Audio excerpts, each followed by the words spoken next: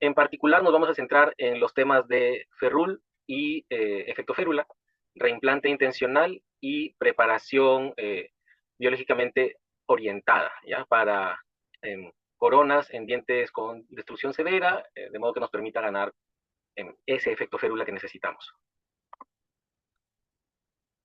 Bien. Em, bueno, esto es una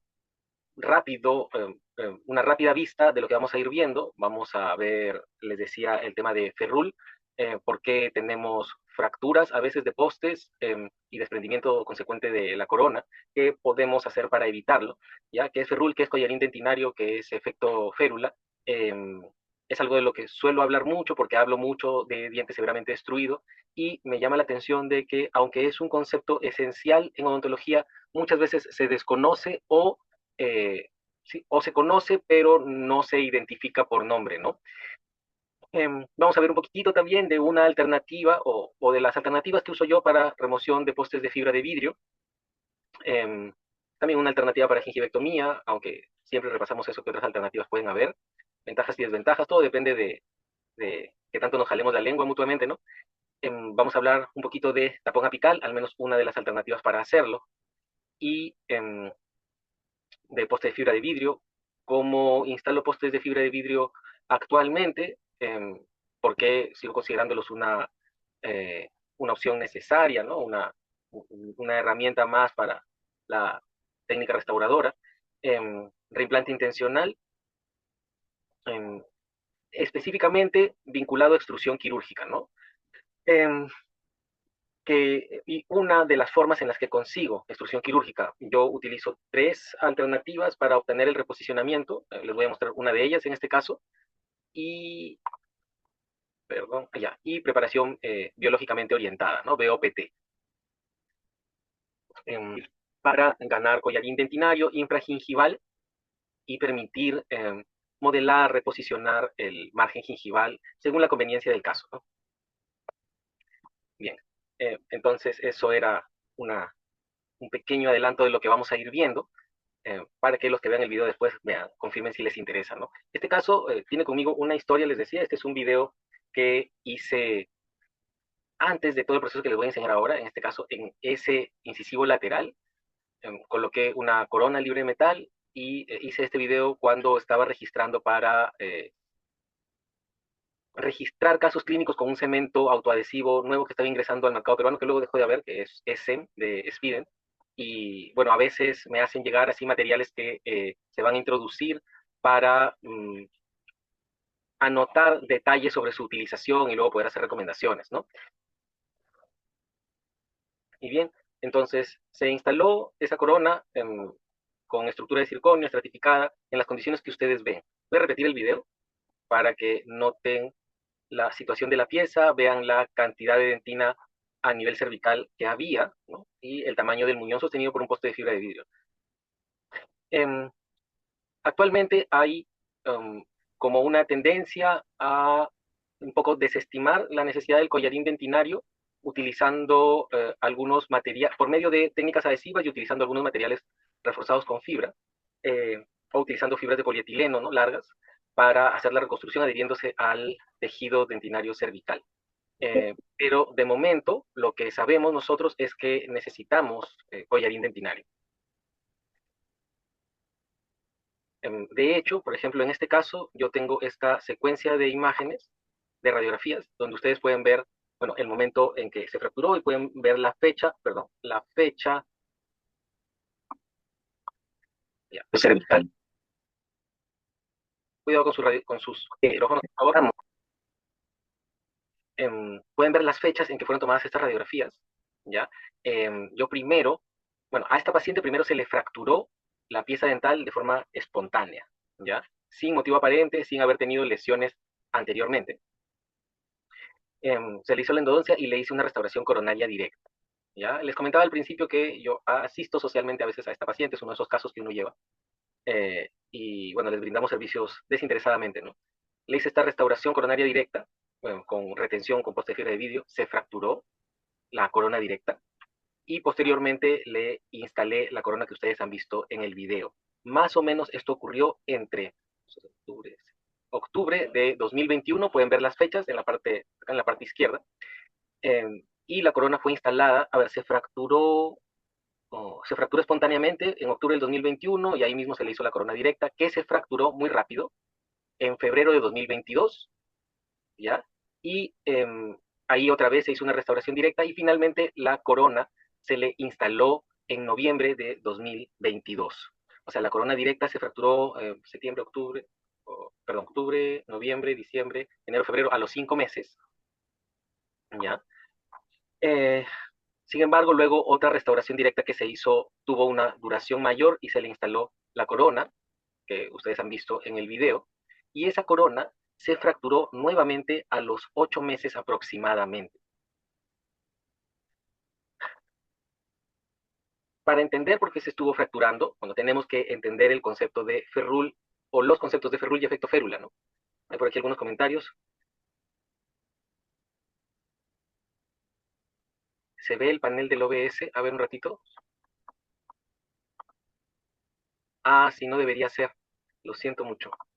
Um,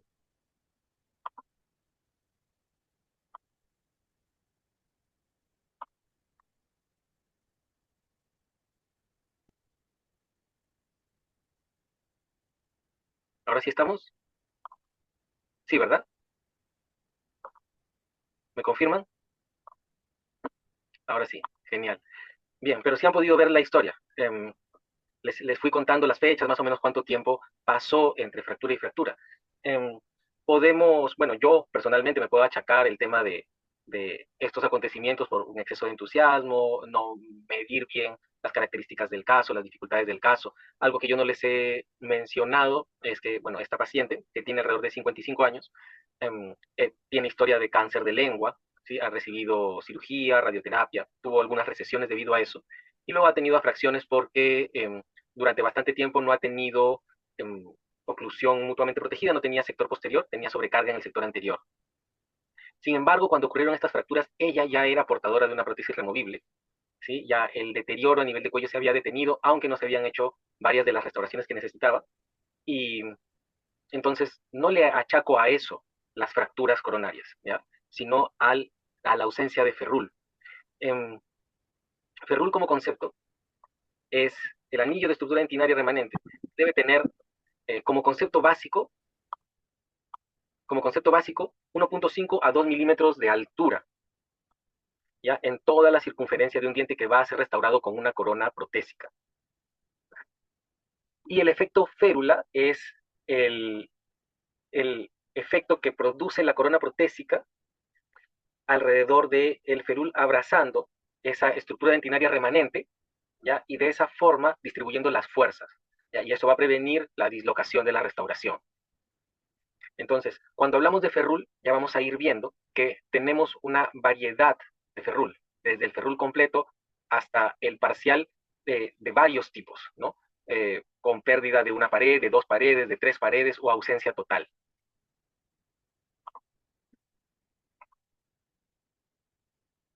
Uno de los primeros artículos, uno de los primeros estudios que habló del diseño del ferrul y cómo este modificaba la resistencia a la fractura de restauraciones coronarias en dientes tratados endodônticamente fue este de Sorensen. Y es uno de los más referenciados al respecto, por supuesto, por eso lo he querido poner. Y este definió como ferrul el collar metálico que abraza un collarín de dentina coronal de 1.5 a 2 milímetros de altura, ¿ya? Mostrando que un ferrul adecuado mejora la resistencia a las fracturas, cosa que sabemos ahora y que le damos la importancia de vida. Y que de momento al menos no deberíamos desestimar en la utilización de restauraciones coronarias, ¿no? Siempre debemos buscar tener un ferrul de esas características. Pero les decía, tiene sus variaciones, porque aquí estamos hablando solo de la altura y hay un tema de espesores de estructura remanente y hay un tema de cuántas paredes ausentes hay dentro de ese ferrul. Por ahí un comentario. ¿Podría volver a mostrar las fotos de cómo se fracturó? Ahora vamos a hacerlo muy rapidito.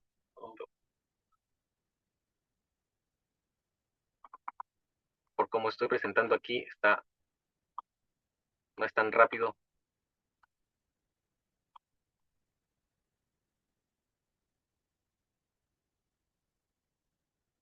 Ya, bien. Se instaló ahí esa corona y les había contado la historia de que este diente se fracturó espontáneamente, el diente natural, Se le colocó una restauración directa de resina que se fracturó como a los 5 meses, luego esa restauración se cambió por una corona libre de metal, estructura de circonio, estratificada, y esa se fracturó más o menos a los 8 meses. ¿Ya? Bueno, ya ahí pudo ver las imágenes de cómo se fracturó. Otro estudio, otro artículo que también se referencia con frecuencia sobre el tema es este de Mamón, sobre el efecto del ferrul en la estabilidad biomecánica del diente restaurado con núcleos, postes y coronas. Bien, aquí empezamos a encontrar la frase que ahora encontramos muy repetida, sobre que la estructura dentaria natural remanente de la que nos abrazamos es más importante que el poste o núcleo que utilicemos, ¿no? Independientemente del material que estemos utilizando. Y eso es lo que proporciona la mayor resistencia frente a las fuerzas de cizallamiento. ¿Ya? Es como la restauración coronaria va a trasladar y a distribuir las fuerzas a través del collarín de estructura dentaria natural. Y los materiales que utilicemos como núcleos van a ser materiales de retención, básicamente. Aquí también ya empieza a mencionar la importancia del espesor de las paredes que conforman el ferrul, que deben tener al menos 1 milímetro de espesor para ser lo suficientemente fuertes. Y que es un problema el chamfer u hombro que nosotros generamos en esa preparación horizontal con la que sellamos la corona, porque reducimos el espesor de ese ferrul, ¿ya? Y se reduce el área de esa sección transversal de dentina. Por lo tanto, hay una biomecánica más débil, ¿no?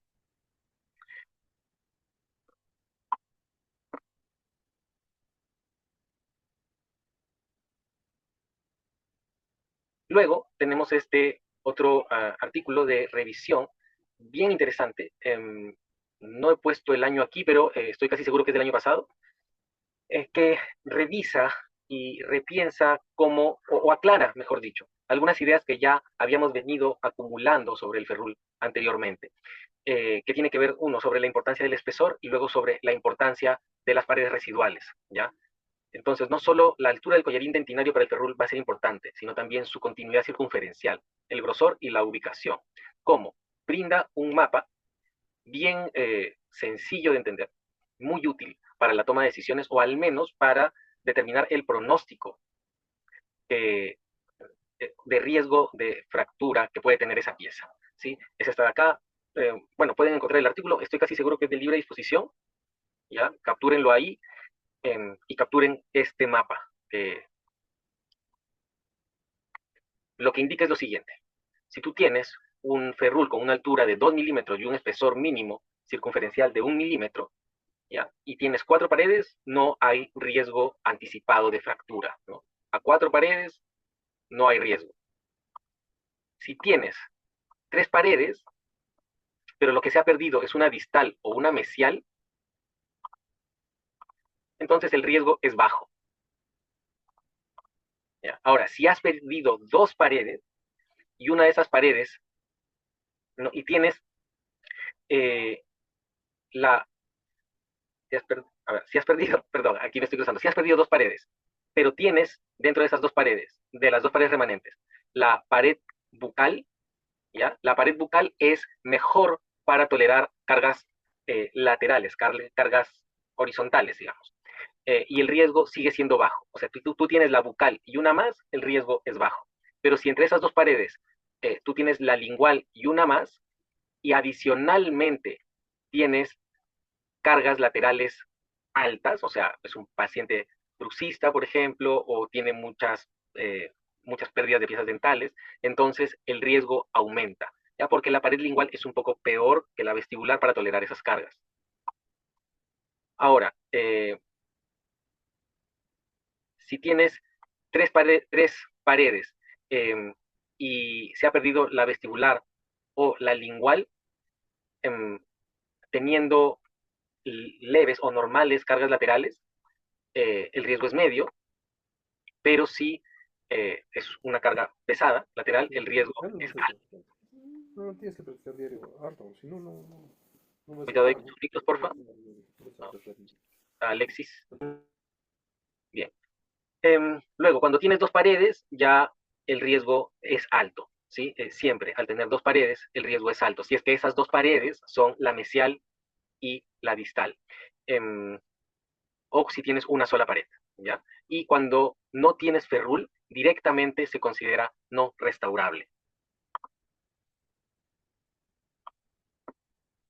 Me están pidiendo retroceder para ver el artículo. A ver, es este de acá. Repensando el ferrul, un nuevo enfoque para un viejo dilema. Está en el British, me parece. Bien, y de este otro artículo, ¿ya? Diseño el ferrul en la distribución del estrés, utilizando elemento finito, se termina de redondear la idea que nos dejó el artículo en este mapa de acá. Eh, pudiendo concluir con este sistema de cruces, ¿no? O estrellas en este caso. Bueno, esto es una interpretación mía, ¿ya? Para poder interpretar la información del artículo, yendo de mejor a peor según la circunstancia y el tipo de pared residual, ¿sí?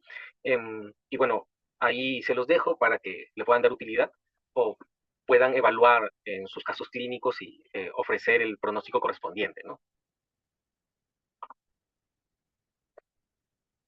Bien, volviendo a nuestro caso, entonces ahora estamos en julio del 2023, 4 de julio del 2023. Si la oclusión es una pregunta aquí, si la oclusión es en palatino, ¿no sería mejor la pared palatina en el remanente? Eh, por algún motivo, en las lecturas que hice, siempre se considera peor tener la pared palatina en el arco superior. Parece que no hay mucha diferencia, ¿ya? Pero parece que cuando la pared palatina es la remanente, siempre hay un valor menor de resistencia al cizallamiento. Eh, bueno, es lo que reportan los estudios, ¿no? Se los he dejado ahí, de todas maneras lo pueden revisar ustedes mismos eh, y bueno, sacar sus propias conclusiones. Volviendo al caso, entonces estamos el 4 de julio del 23 y ya me ocurrió 2 veces el problema de fractura a nivel cervical. Y obviamente están viendo que la pieza no tiene ferrul. ¿Sí? Ahora, una ventaja de los postes de fibra de vidrio, y esto lo sabemos bien, es que cuando esto ocurre, la mayoría de veces se va a fracturar el poste y se va a desprender la corona, dando la oportunidad de una nueva restauración. Entonces, podemos verlo o deberíamos verlo como algo positivo. De hecho, claro, es probablemente un problema para el dentista que se esté fracturando la corona, pero nos da la oportunidad de diagnosticar, si es que no lo habíamos visto antes, un problema biomecánico, ¿no? Por si acaso, me podrían decir ahí, oye, pero esa paciente tiene afracciones, ahí hay un problema de fuerzas, ¿no? De cargas horizontales. Sí, la hubo, ¿ya? Cuando la paciente tenía estos problemas de estrés y estaba en su tratamiento para cáncer y además no tenía sus prótesis removibles del sector posterior. Y el motivo por el cual no se las restauraba hasta ese momento eran básicamente económicos y de tiempo, ¿ok? Pero ya no estaba el problema de sobrecarga. Menciono porque ahí se ve la imagen del canino, ¿no? Bueno, lo que hice para poder operar este diente y sabiendo que tenía que conseguir ferrul es lo siguiente. Primero, una gingivectomía, en este momento ya con láser de diodos, que me parece la mejor alternativa para esto, porque la cicatrización, el postoperatorio es excelente, a pesar del aspecto que puede tener la gingivectomía con láser. En el postoperatorio inmediato, ¿ya? La cicatrización también es excelente, y en el postoperatorio les decía, no hay dolor postoperatorio prácticamente. Mientras que con las otras alternativas, la cicatrización es un poco peor, un poco más lenta, el proceso inflamatorio es un poco mayor, sobre todo con las alternativas con calor, ¿no? Como el electrobisturí, que yo particularmente he usado muy poco, tal vez tengo un sesgo ahí, o una alternativa que utilizan mucho los endodoncistas, que es utilizar el transportador de calor eléctrico, ¿no? Que son alternativas que se pueden utilizar, las hemos utilizado muchos, yo solamente aquí menciono que me parece que de momento el láser de diodos es una alternativa excelente si se tiene a la mano. Entonces, expongo collarín dentinario. Mi hijo se viene a despedirte. ¿Qué le está pasando? ¿Varias? Estoy operando. No, no es caries, no es virus, hijo. Estoy ahí cortando la encía para poder operar el dientecito. Está roto. ¿Qué cosa es? Encía cortada con láser y un diente que tiene ahí un poste de fibra de vidrio roto. ¿Cómo que vidrio? Llámalo. ¿Qué? ¿Cómo que vidrio? Mira el video ahí como vaya. Bien. Y el poste de fibra de vidrio, gracias ahí por, por el aguante. El poste de fibra de vidrio lo fui removiendo. Gracias, hijo. Gracias. Perdón. El poste de fibra de vidrio esto yo lo hago desde hace tiempo. yo hago un calentamiento de la matriz de resina del poste de fibra de vidrio. Antes la hacía con fricción, con suave fricción, con una fresa piso, para sentir el poste de fibra de vidrio eh, reblandecido de alguna forma por el calor y luego más fácilmente poder pulverizarlo. Encontré que esa es una forma en que puedo identificar mejor la sensación entre el poste y la dentina, ¿ya?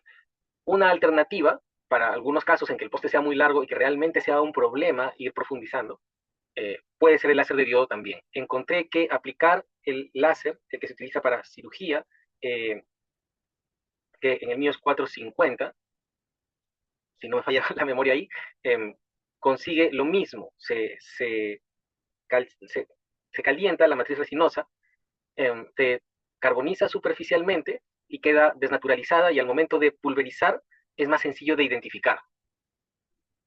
Entonces, se ve así y luego con el ultrasonido le das. Y repito, simplemente es que es más fácil de identificar, se siente mejor la diferencia entre las texturas de poste de fibra y de dentina, ¿no?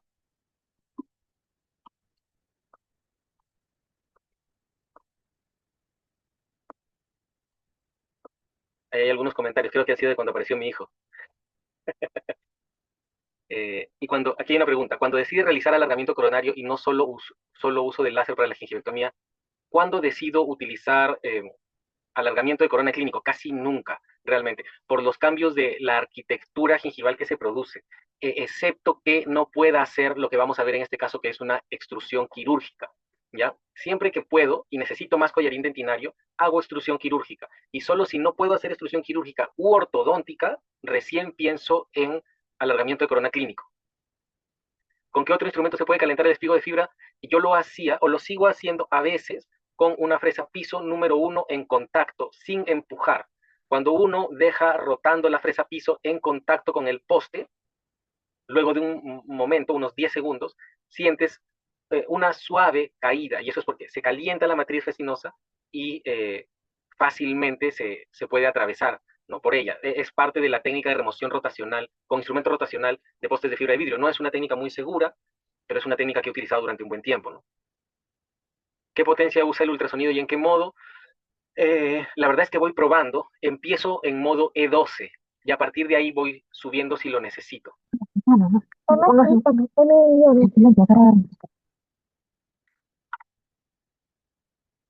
Bien. Entonces, así esto simplemente es repetir ya hasta conseguir llegar a la gutapercha, ¿no? Ahí se ve la última entrada con el inserto de ultrasonido y el momento en que ya una lima pasa a conducto, yo lo siento y ya sé que, bueno, simplemente tengo que desgastar lateralmente lo que queda ahí de resto de poste de fibra para proceder a hacer la remoción completa de la gutapercha. Además de otros instrumentos, yo siempre termino con una lima 3D, o sea, puedo removerla con RC Blue, puedo usar fresas Gate en algún momento, puedo utilizar un traccionador de gutapercha que nosotros tenemos en Infinity, de los instrumentos que fabricamos, pero siempre termino con una lima 3D para limpiarla, remover lo más posible el material adherido a la pared del conducto y limpiarla, ¿no? De una forma que desgaste lo menos posible pared residual. Y ahí se ve la imagen de llegar hasta el foramen, ¿no? Y limpiar el conducto hasta el foramen.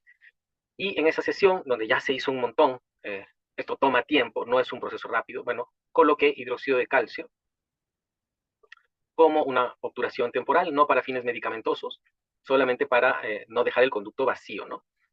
Y para comodidad de la paciente se le colocó esta carilla de bisacril para que no se viera edéntula ahí.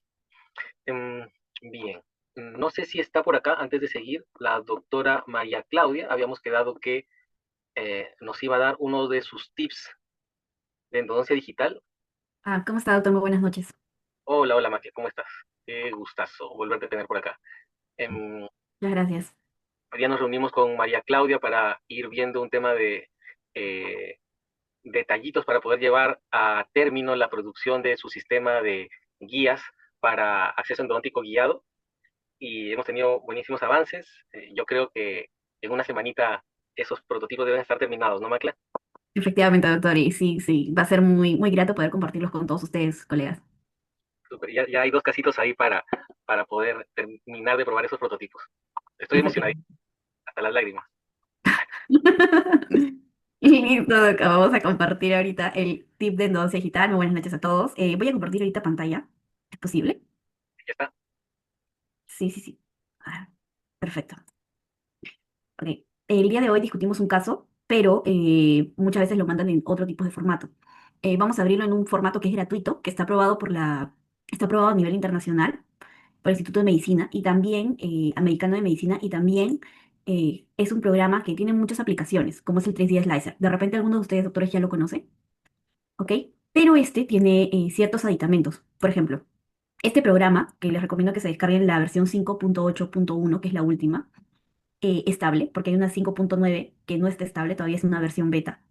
Es un programa que nos permite abrir todo tipo de exámenes. Para odontología se han implementado bastantes herramientas, como por ejemplo esta herramienta que nosotros vemos que se llama Dental Segmentator.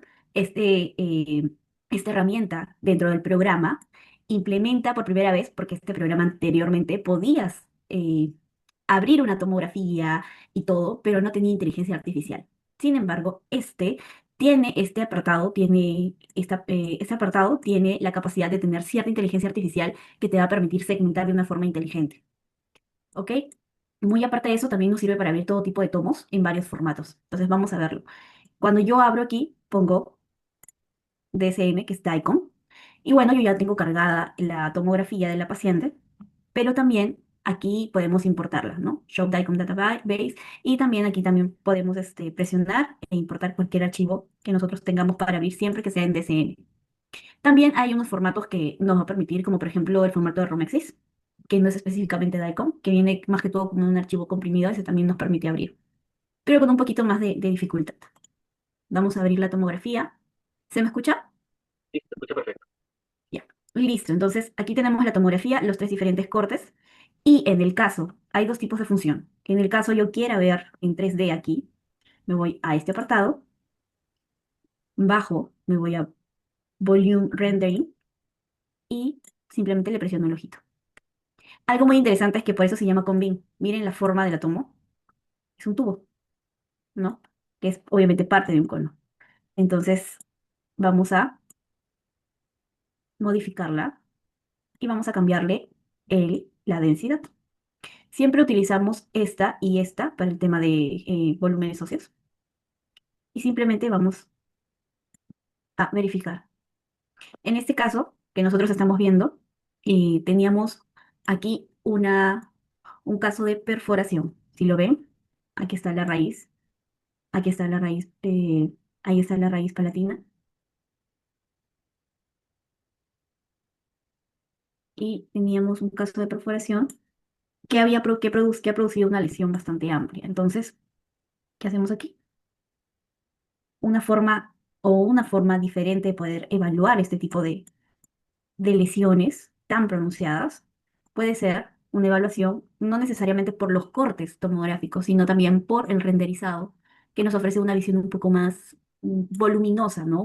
Nos hace situarnos en una posición más 3D. No es lo mismo que verlo en un corte tomográfico que, dicho y hecho, porque sabemos que es un corte que, unidos a los demás, se forma una imagen tridimensional, pero el renderizado ya es una imagen tridimensional que nos puede ayudar a tener una mejor visión de lo que nosotros estamos queriendo diagnosticar, queriendo tratar y otros. Aquí podemos ver, este es un caso del doctor Carlos, él ha retirado un poste, ¿no, doctor? Y un poste de fibra que estaba ahí, que quería hacer implante. Efectivamente. Entonces, sí, un poste que quería hacer implante porque vemos la tremenda perforación a este nivel. Y obviamente no tenemos densidad ósea aquí, está súper hipodenso. Ahora, ¿por qué está súper hipodenso? Porque se ha formado la lesión. Si nosotros seguimos modificando el renderizado, vamos a poder observar, incluso descubrir la obturación de nuestro caso.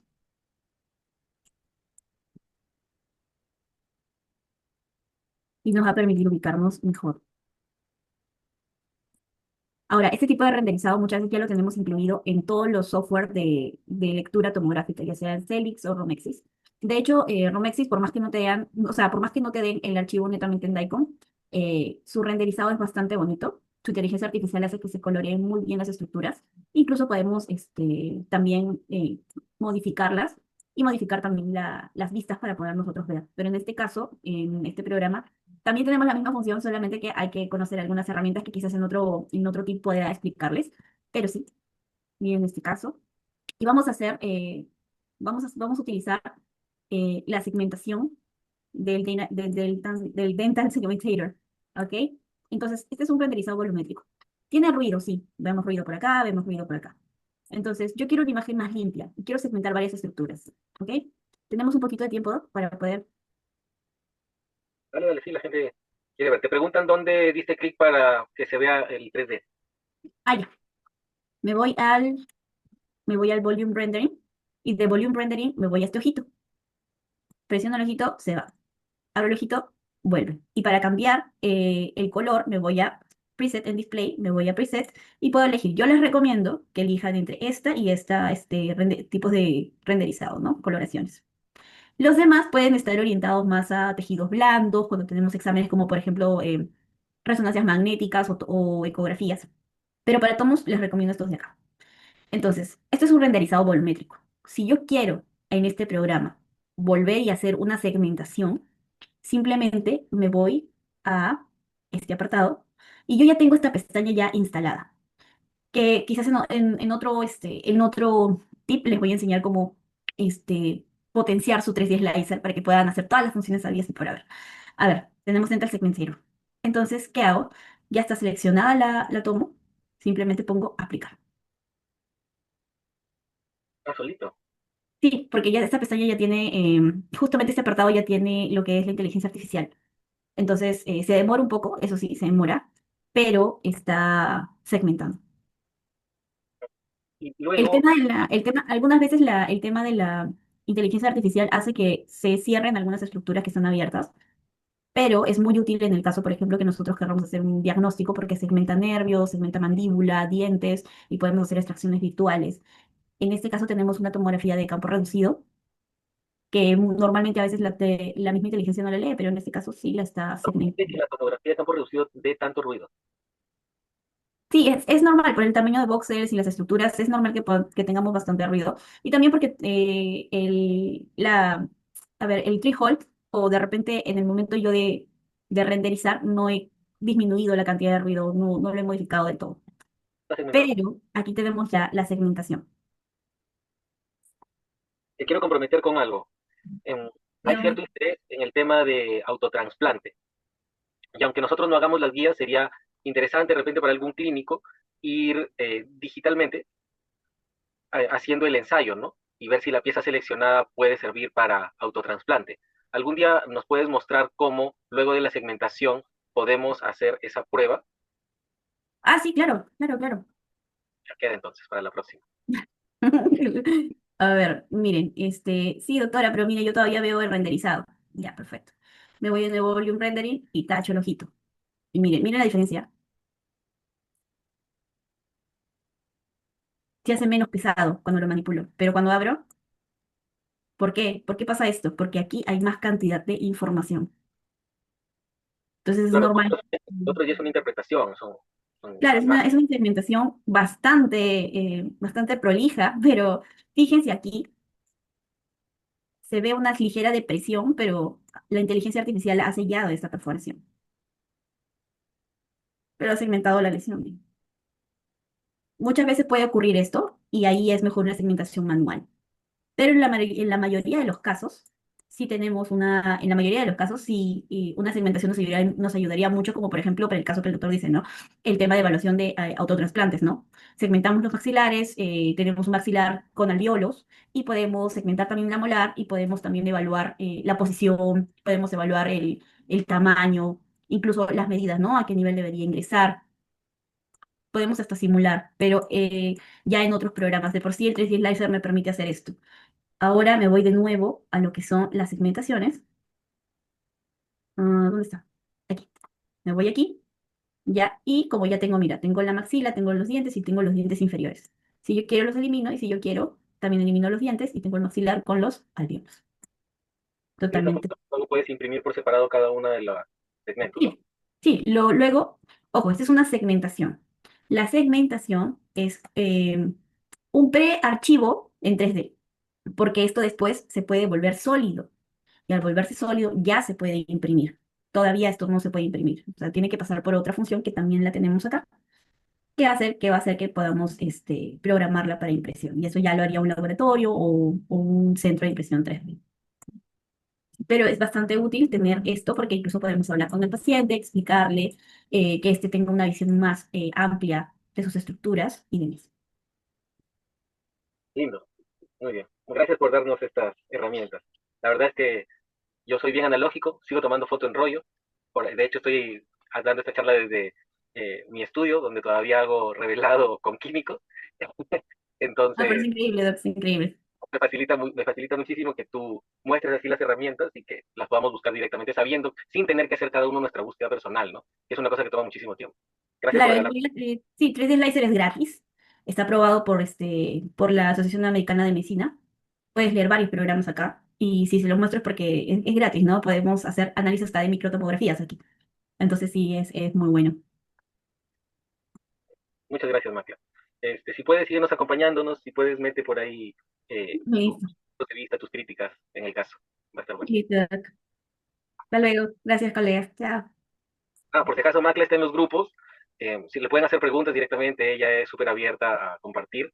¿Sí? Está en ambos grupos, de los grandes, los que ya están llenos, que somos 1000 participantes en cada grupo. Entonces, suéltenle ahí, eh, así, ocúpenle su tiempo. No es que ande muy libre, pero creo que le gusta meterse en problemas académicos.